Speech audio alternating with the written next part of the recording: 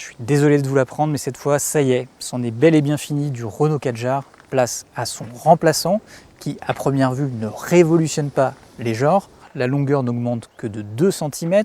La ligne est élégante, mais reste quand même assez discrète. Certains moteurs sont repris quasiment à l'identique. Et pourtant, après l'essai, on peut vous le dire, les évolutions sont radicales. Ça se caractérise d'ailleurs par une nouvelle appellation, puisque le nouveau SUV Renault s'appelle Austral. Austral se terminant par un L et non par un E. Alors c'est pas une faute de frappe, c'est simplement qu'on est en présence d'une version e-tech hybride. Et c'est d'ailleurs la première des 5 choses à savoir sur le nouveau SUV Renault.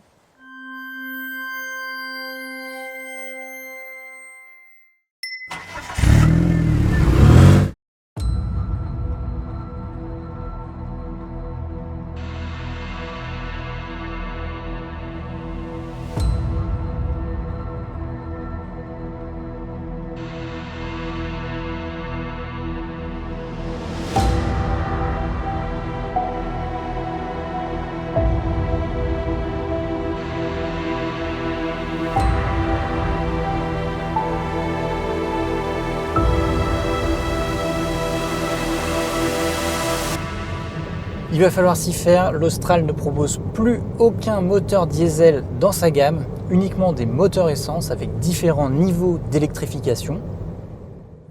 Hybridation légère en 48 volts pour le nouveau 1,2 litre TCE 130 à 3 cylindres, hybridation légère en 12 volts pour le plus connu 1,3 litre TCE 160 et full hybride pour le fameux e-tech de 200 chevaux cumulés aujourd'hui à l'essai. Cette version combine le nouveau 1 litre de TCE à 2 moteurs électriques, le principal qui sert à propulser seule la voiture jusqu'à 50 km/h environ, et l'autre qui sert à démarrer le moteur thermique et à synchroniser les passages de rapport de boîte qui est à Crabo.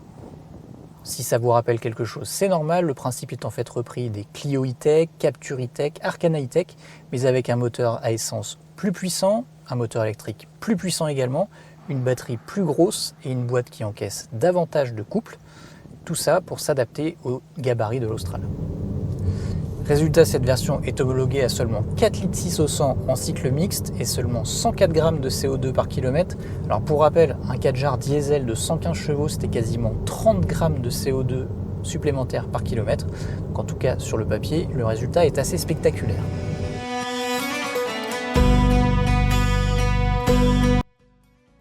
Si le changement n'est pas révolutionnaire à l'extérieur, il l'est bien plus à l'intérieur. On a une planche de bord qui dégage une belle qualité perçue, on a des beaux matériaux avec du tissu dès les finitions de base, du bois sur les finitions suivantes, de l'Alcantara sur les packs Esprit Alpine, on y reviendra. Et on a surtout un cockpit qui se résume à 2 écrans. On a le premier qui est l'instrumentation numérique qui s'étend sur 12 pouces de diagonale.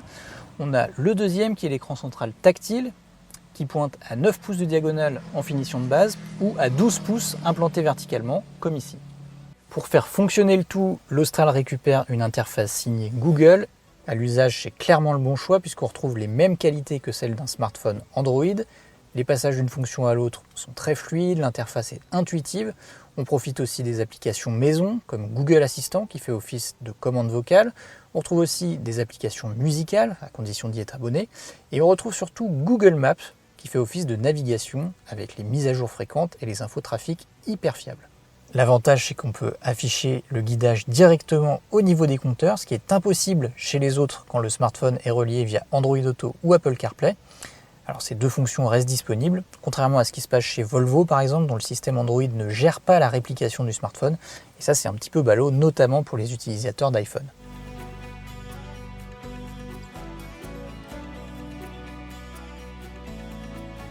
On va rester un petit peu à l'avant pour d'abord détailler les aspects pratiques comme les rangements qui sont nombreux, qui sont spacieux, comme cet original repose-main qui coulisse et qui dissimule un autre vide-poche. Alors non, ce n'est pas un gros levier de vitesse puisque le levier de vitesse, plutôt le sélecteur de boîte est rejeté derrière le volant comme la Mégane. D'ailleurs du côté droit ça fait beaucoup de commandes.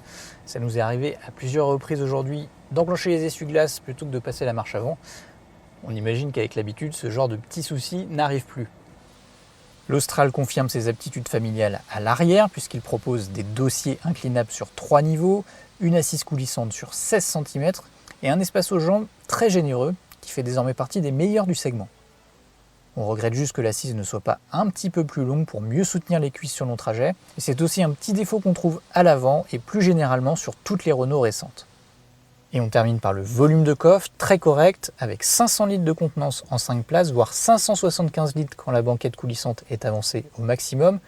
Alors c'est des valeurs qui passent à respectivement 430 et 555 litres sur la version e-tech, qui doit faire migrer sa batterie 12 volts sous le plancher du coffre. On apprécie enfin les petites tirettes pour abattre les dossiers, et un petit peu moins le seuil de chargement, qui est assez haut et qui forme une marche avec le plancher de coffre.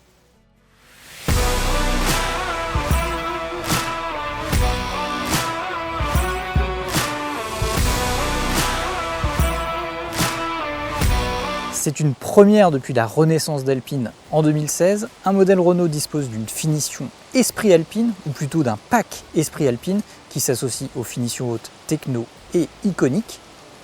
Alors j'entends déjà les mauvaises langues qui vont me dire oui, ils nous refont le coup de la Twingo Gordini avec les 2 bandes blanches, la peinture bleue sur les versions diesel, mais non. Là c'est quand même un petit peu plus classe avec une belle sellerie en alcantara, des surpiqûres bleues et surtout des petits A qui sont disséminés sur les ailes, sur les appuis-têtes. Et il y a même des marquages Alpine sur les jantes et sur les seuils de porte. Après, est-ce qu'on a des sièges plus enveloppants, des réglages châssis spécifiques, un moteur plus puissant? Eh bien non, rien de tout ça. L'Austral Esprit Alpine est même bridé à 175 km/h comme toutes les autres versions.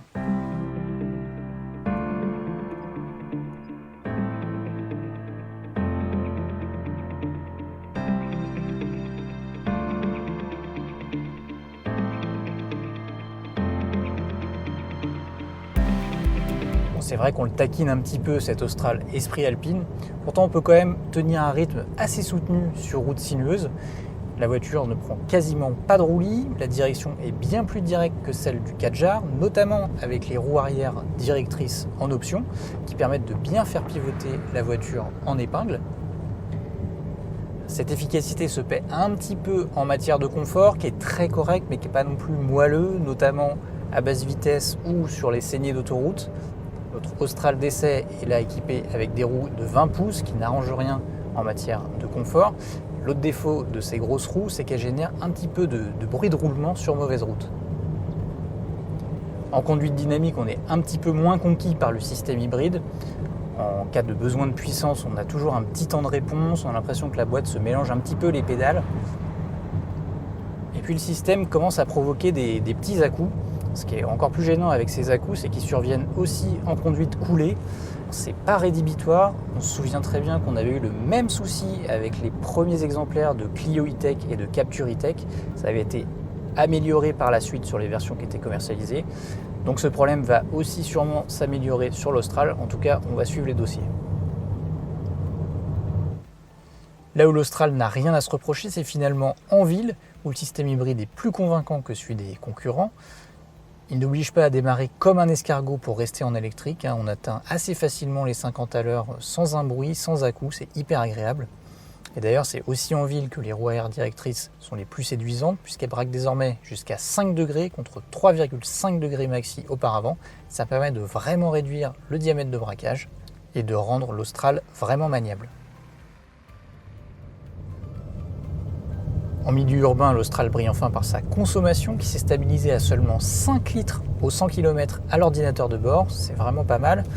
Sur route et autoroute, il faudra plutôt compter aux alentours des 7 litres, alors c'est loin des valeurs d'homologation, mais ça reste quand même très raisonnable pour un SUV essence de 200 chevaux.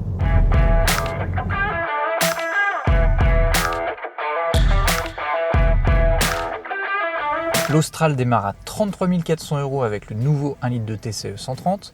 Il culmine à 44 900 € en e-tech hybride 200 et finition iconique Esprit Alpine qu'on a essayé aujourd'hui. Alors ça reste une somme importante bien sûr, mais le tarif est plutôt bien placé dans le segment puisqu'il ne dépasse pas celui des généreux coréens Kia Sportage et Hyundai Tucson full hybride et pointe 7 000 € moins cher que le Peugeot 3008 à cause de sa coûteuse technologie hybride rechargeable. Après, même si l'Austral est bien doté, il réclame toujours les équipements les plus pertinents en option. C'est le cas des roues arrière directrices facturées 1 800 €, même avec le pack Esprit Alpine.